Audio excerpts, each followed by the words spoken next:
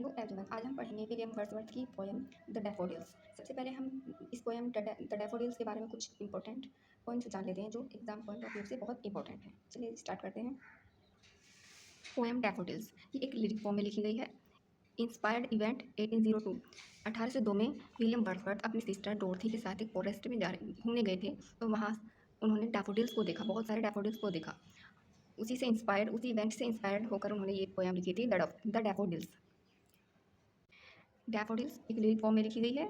Inspired event है 1802 में William Wordsworth अपनी सिस्टर डॉर्थी के साथ घूमने गए थे। तो जब वो घूमने गए थे तो उन्होंने वहाँ पर एक बहुत सारे डैफोडिल्स फ्लावर्स देखे थे, जिससे इंस्पायर्ड होकर उन्होंने ये पोएम लिखी थी द डैफोडिल्स। 1804 से लेकर 1807 के बीच में ये पोएम लिखी गई है द डैफोडिल्स। इसकी फिक्स डेट नहीं है रिटर्न की। 1807 में ये पब्लिश हुई थी पोएम इन 2 वॉल्यूम्स में। ये एक कलेक्शन है, इसमें इनकी ये पोएम 1807 में पब्लिश हुई थी। 1815 में इसका एक रिवाइज्ड वर्जन भी आया था द डैफोडिल्स पोएम का, जिसमें डांसिंग वर्ड को रिप्लेस किया गया था गोल्डन से, और एलोंग की जगह बिसाइड को यूज़ किया गया था। 10,000 की जगह फ्लटरिंग और लाफिंग की जगह जोंक्ट यूज़ किया गया था। ये पोएम ब्यूटी ऑफ नेचर के बारे में है। इसकी लैंग्वेज बहुत ही सिंपल है, आसानी से समझ में आ जाती है, और ये आयम्बिक टेट्रामीटर में है। ये 24 लाइन्स की एक पोएम है। इसमें 4 स्टैंजाज हैं और 6 लाइन का एक स्टैंजा है। इसकी राइम स्कीम है ए बी सी सी सी सी। आइए अब हम पोएम को स्टार्ट करते हैं। पोएम का टेक्स्ट। Poem the daffodils William Wordsworth ने इसको लिखा है। I wandered lonely as a cloud. पहले इस पोएम का टाइटल ये दिया गया था, इसकी फर्स्ट लाइन, लेकिन बाद में से चेंज करके इसका टाइटल द डैफोडिल्स कर दिया गया। I wandered lonely as a cloud that floats on high over vales and hills. यहाँ पर विलियम वर्ड्सवर्थ कहते हैं कि मैं अकेला यहाँ ऐसे भटक रहा हूँ जैसे एक बादल बेल्स और हिल्स के ऊपर तैरता है अकेला, वैसे ही मैं यहाँ भटक रहा हूँ।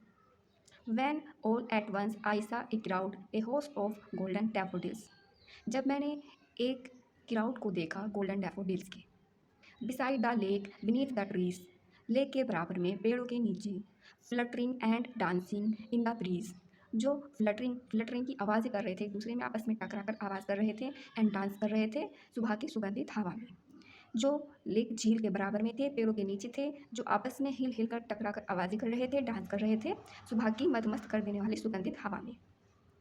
अब यहाँ पर हम फिगर्स ऑफ स्पीच को भी देख लेते हैं हैंड टू हैंड। जैसे कि फर्स्ट 2 लाइन्स में आई वॉन्डर्ड लोनली एज, यहाँ पर सिमिलर फिगर्स ऑफ स्पीच का यूज़ किया गया है, एज का यूज़ किया गया है। यहाँ पर जब टू डिफरेंट चीज़ों का कंपैरिजन किया जाता है और एज का यूज़ किया जाता है, तब वहाँ पर सिमिलर होता है। तो यहाँ पर विलियम वर्ड्सवर्थ खुद का कंपैरिजन कर रहे हैं एक क्लाउड से, तो यहाँ पर फिगर्स ऑफ स्पीच है सिमिली।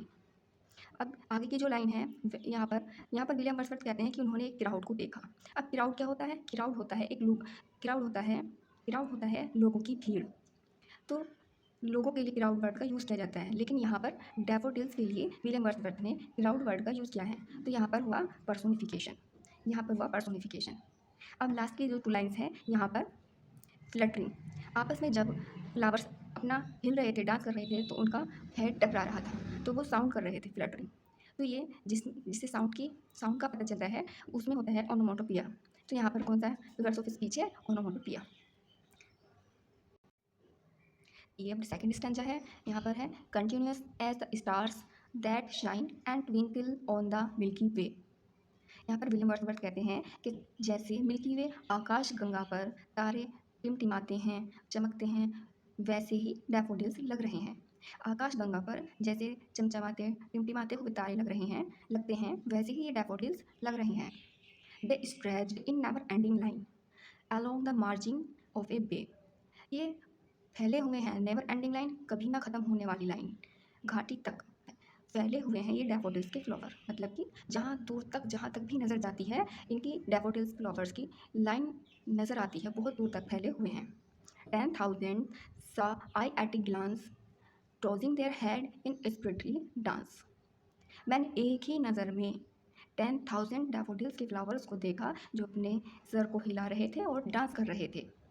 10,000 एक दृष्टि, ग्लांस कहते हैं दृष्टि, एक दृष्टि में 10,000 डैफोडिल्स के फ्लावर्स को देखा। तो यहाँ पर फिगर्स ऑफ स्पीच हुई, एक दृष्टि में 10,000 देखना, hyperbolic figures of speech. Okay, अब हम नेक्स्ट स्टैंजा पढ़ते हैं इसका। Now this is third stanza. The waves beside them danced, them मतलब डैफोडिल्स, विलियम वर्ड्सवर्थ यहाँ कहते हैं कि डैफोडिल्स के बराबर में झील की लहरें भी डांस कर रही थी, but they outdid the sparkling waves in glee. खुशी में चमकती हुई वो धाराएं, वो वेव्स जो डांस कर रही थी झील की, डैफोडिल्स ने उनको भी हरा दिया। वो इतने अच्छे लग रहे थे डांस करते हुए। A poet could not but be gay. एक कवि क्या कर सकता है सिर्फ खुश होने के अलावा। इन सच ए जंप कंपनी, इतनी अच्छी ऐसी चेयरफुल कंपनी में डैफोडिल्स की। I gazed and gazed but little thought. मैं उन्हें घूरता रहा, घूर कर देखता रहा, बट लिटिल थॉट, लेकिन एक विचार। व्हाट वेल्थ, क्या धन मिलेगा, क्या खजाना मिलेगा।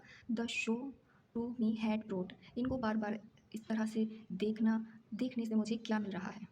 यहाँ कवि खुद से कहते हैं कि मुझे क्या मिल रहा है इस इस नज़ारे को देखने से, इतने खूबसूरत नज़ारे को देखने से। Next stanza. For oft when on my couch I lie.